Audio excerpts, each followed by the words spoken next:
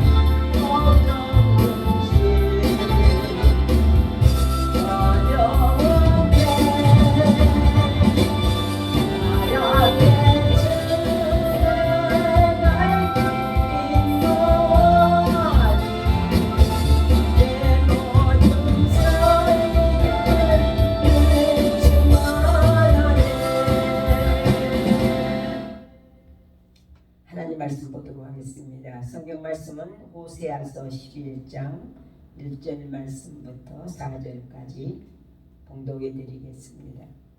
이스라엘이 어렸을 때에 내가 사랑하는 내 아들을 애굽에서 불러내었거늘 선지자들이 저희를 부를수록 저희가 점점 멀리하고 바알들에게 제사하며 아우색인 우상 앞에 분향하였느니라. 그러나 내가 에브라임에게 걸음을 가르치고 내 발로 안을지라도 내가 저희를 고치는 줄을 저희가 알지 못하였도다. 내가 사랑의 줄고 사랑의 줄로 저희를 이끌었고 저희에게 대하여 그 목에서 멍에를 벗기는 자같이 되었으며 너희 앞에 먹을 것을 두었었노라. 아멘. 하나님 감사합니다. 오늘도 이렇게 귀한 시간 주시어서 하나님께 예배드릴 수 있는 시간 주심을 감사함을 드립니다. 이 시간을 통하여서 우리가 하나님의 사랑을 깨닫게 하시고 더욱더 하나님과 가까이 한 미인에게 복이라고 하였사오니 가까이 할 수 있는 믿음의 사람들이 될 수 있도록 이끌어 주시옵소서. 시간에 하나님 말씀을 듣는 중에도 들을 길 허락하시고 전하는 종에게도 하나님의 은혜로 같이 하여 주시어서 필요한 말씀만 증거할 수 있도록 성령님께서 주관하여 주시옵소서. 모든 것을 주님께 부탁드리었고 예수님의 이름으로 기도드리옵나이다. 아멘. 아멘. 감사합니다. 우리가 신앙생활을 하다 보면 어려운 일들이 많이 있죠. 그리고 또 고통도 많이 따를 때도 있죠. 그런데 그러한 어려움과 고통 속에서도 우리가 감사해야 될 것은 하나님이 우리를 사랑하고 계신다는 사실을 우리가 알아야 되죠. 그래서 오늘 저는 말씀을 통해서 제목을 하나님의 사랑이라 이렇게 잡아놓았어요. 하나님의 사랑.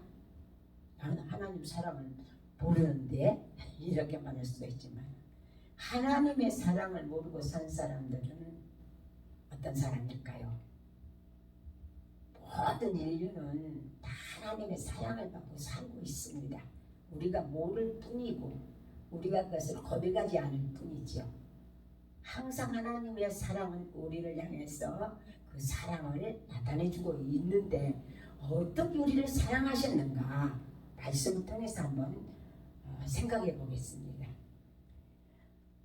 11장 1절에 보니까 이스라엘이 어렸을 때 내가 사랑하여 내 아들을 애굽에서 불러내었거늘 이렇게 말씀을 하고 있어요.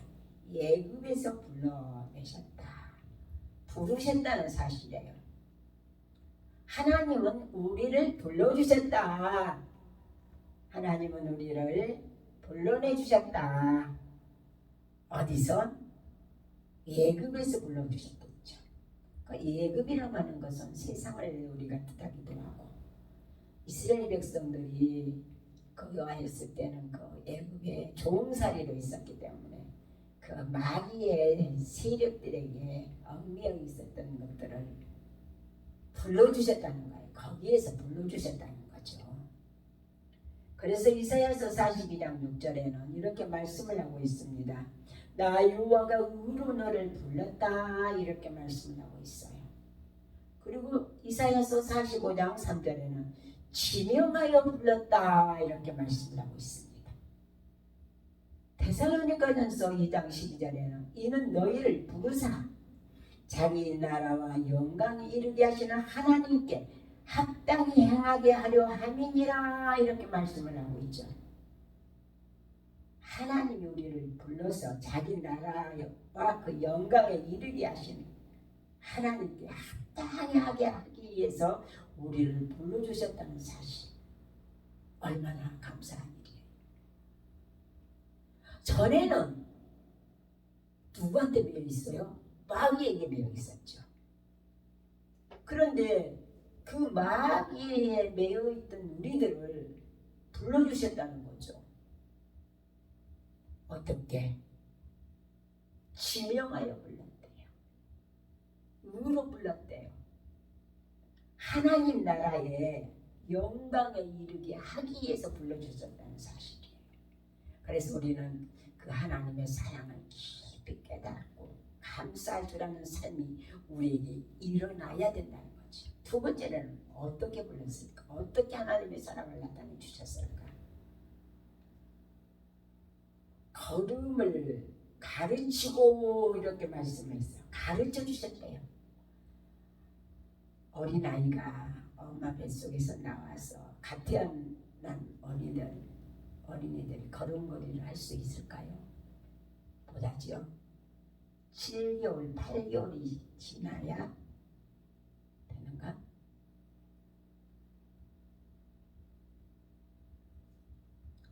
아마도 걸음걸이를 할 정도면 그래도 어느 정도 성장해야 걸을 수가 있죠.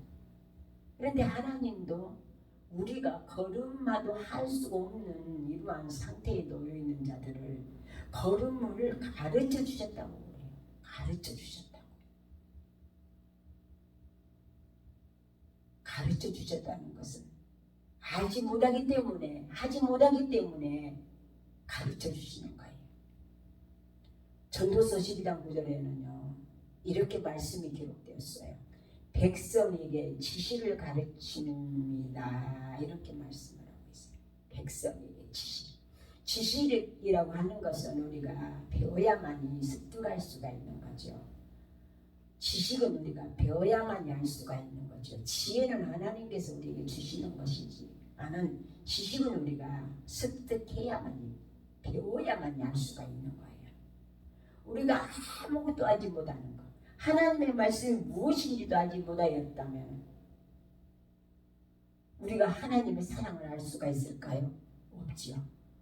그런데 하나님의 말씀을 알았기 때문에, 우리에게 가르쳐 주셨기 때문에 우리가 하나님의 사랑을 알 수가 있다는 거죠.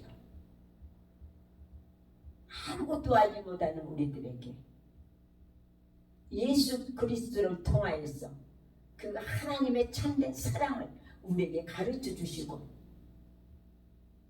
우리가 깨달을 수 있게 하시고 그 지식을 습득함으로 인해서 우리가 유익하게 살아갈 수 있도록 만들어 주셨다는 사실이에요.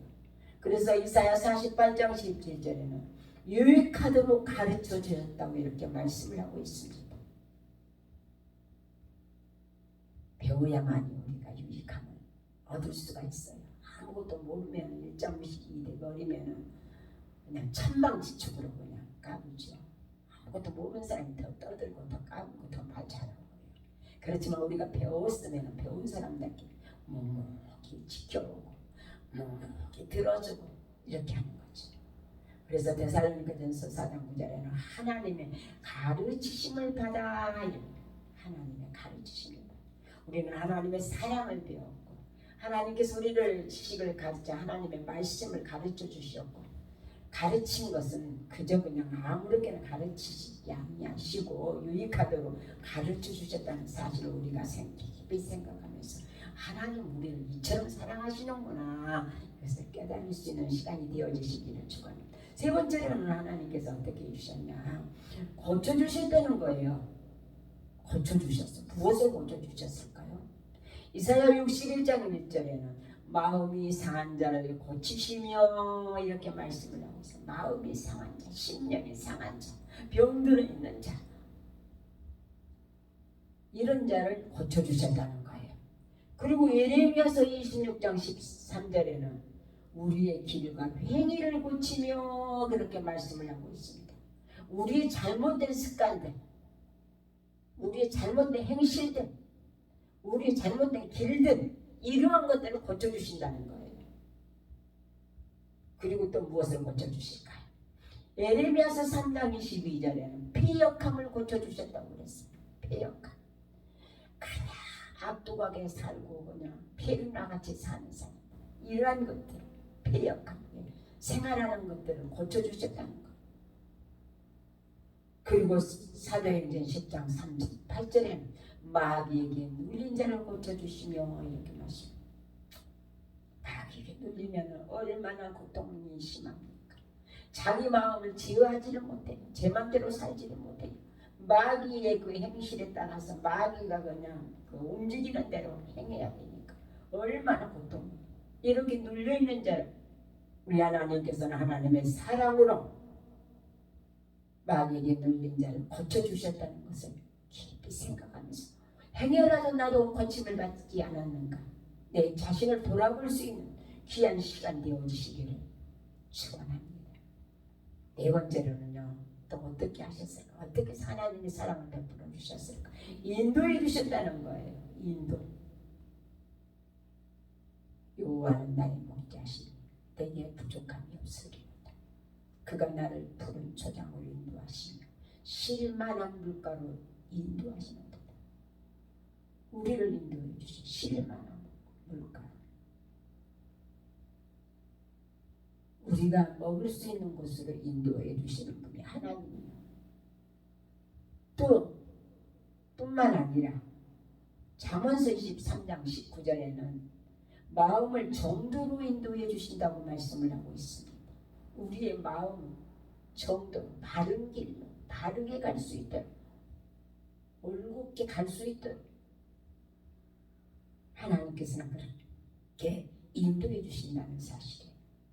그리고 잠언서 4장 11절에는 정직한 첩경으로 인도해 주신다 말씀을 하고 있습니다.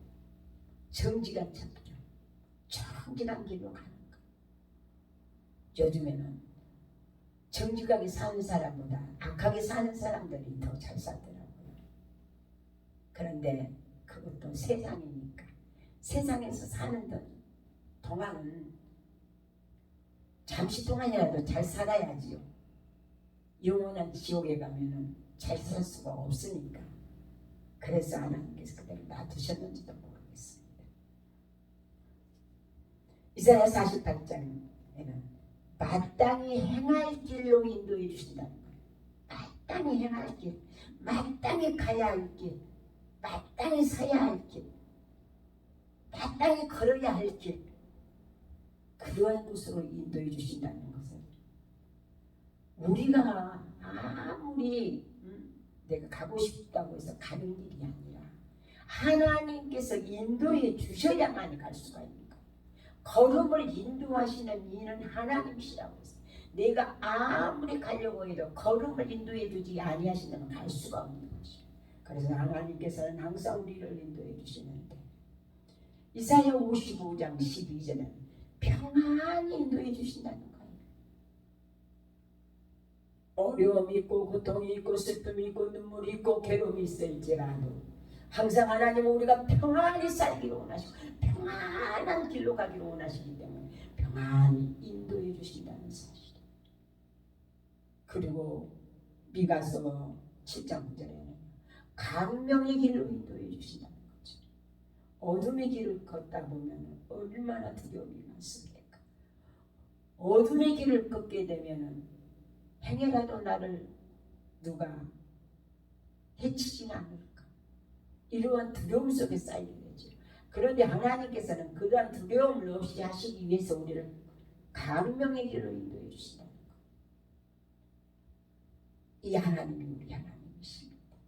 우리의 모든 체질을 아시고 우리의 모든 행하는 것을 보시고 계시고 우리의 모든 약함을 아시는 하나님께서는요 항상 우리를 이토록 인도하시고 우리가 정말로 하나님의 사랑 안에 거할 수 있도록 평탄한 길로 인도하신다는 사실을 깊이 생각해 보시면서 베드로전서 3장 18절에 하나님 앞으로 인도해 주신다는 것.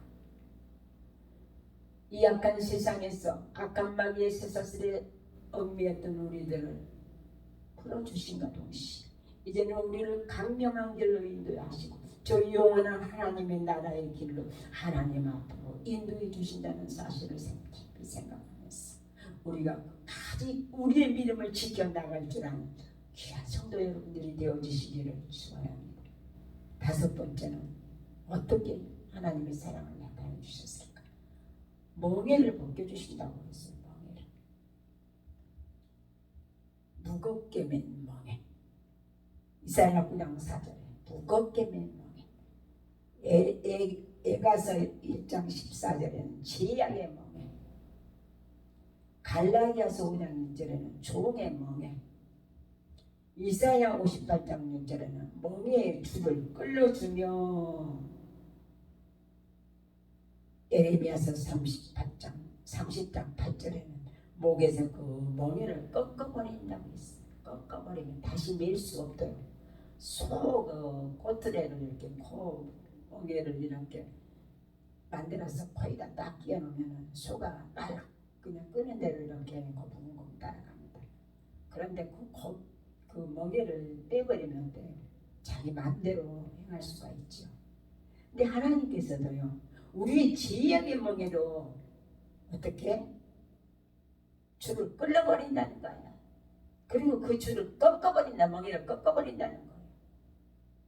왜냐하면 지의 멍에에 매어가지고 고통을 당할 수밖에 없고 죽을 수밖에 없고 그 마귀에 끌려다니면서 이리저리 하나님의 사람들이 끌려다니는 것을 원치 아니하시기 때문에 하나님의 사랑은 우리에게 이렇게 나타내 주셨어. 지약의 멍에도 벗겨버리고 무겁게 맨 멍에도 벗겨버리고 지의 종의 멍에도 벗겨버리고 멍에의 줄을 끌려서 꺾어버리는 이러한 역사를 해주신다는 거예요. 이렇게 하나님 우리를 사랑해요. 이 사랑을 우리는 어떻게 감사해야 될까요? 우리가 잘 믿고 하나님 말씀대로 사는 것이 하나님을 사랑하는 거예요. 그리고 6번째는요. 어떻게 하셨나? 먹여주신다는 거예요. 먹여주시는 거. 10편 80편 5절에 보니까 눈물 양식으로 먹여주신대요.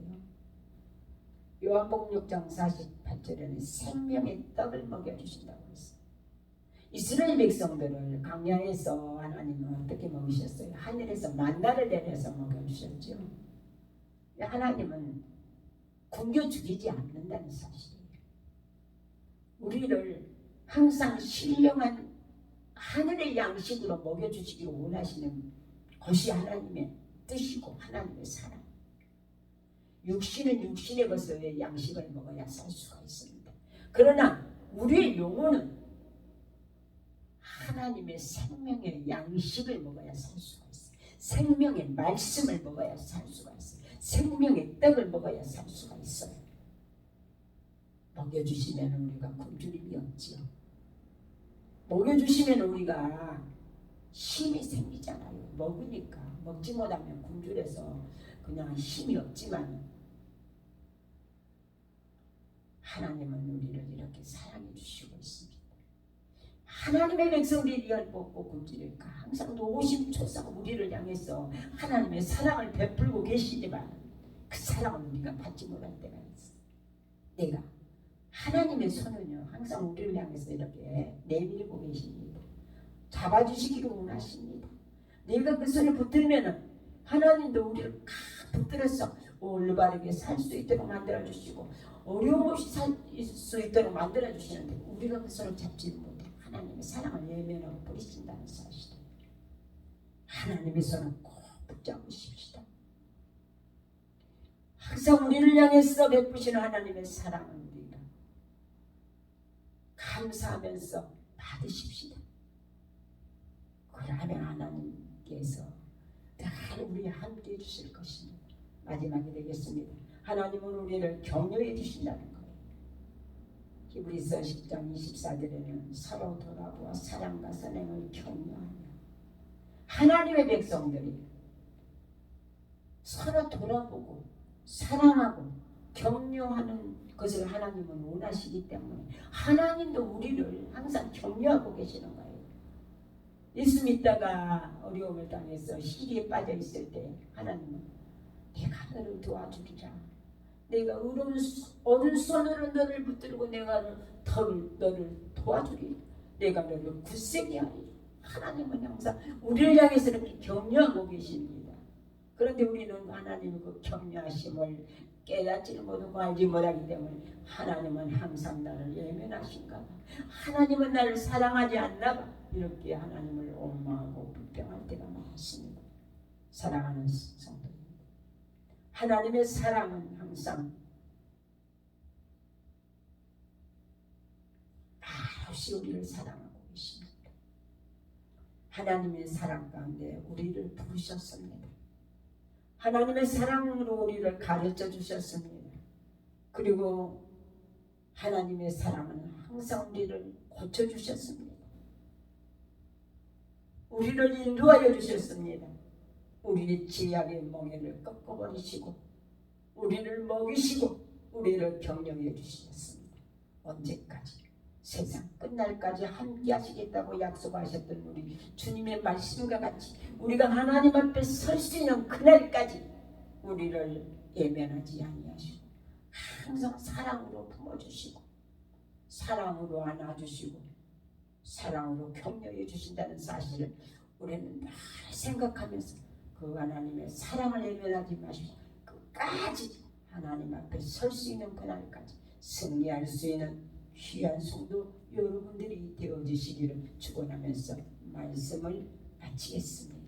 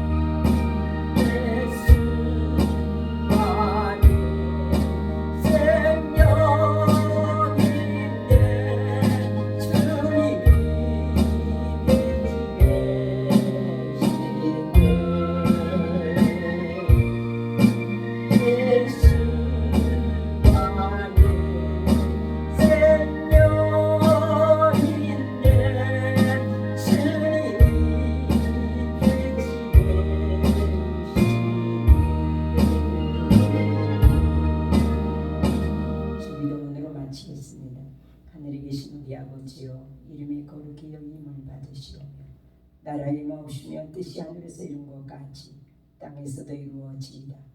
오늘날 우리에게 용할 양식을 주옵시고 우리가 우리에게 죄지은자를 사하여 주는 것 같이 우리 죄를 사하여 주옵시고 우리를 시험에 들게 하지 마옵시고 다만 하게서 구하옵소서. 대긴 나라와 권세와 영광이 아버지께여 있사옵나이다. 아멘. 감사합니다. 예를 마치겠습니다. 감사합니다.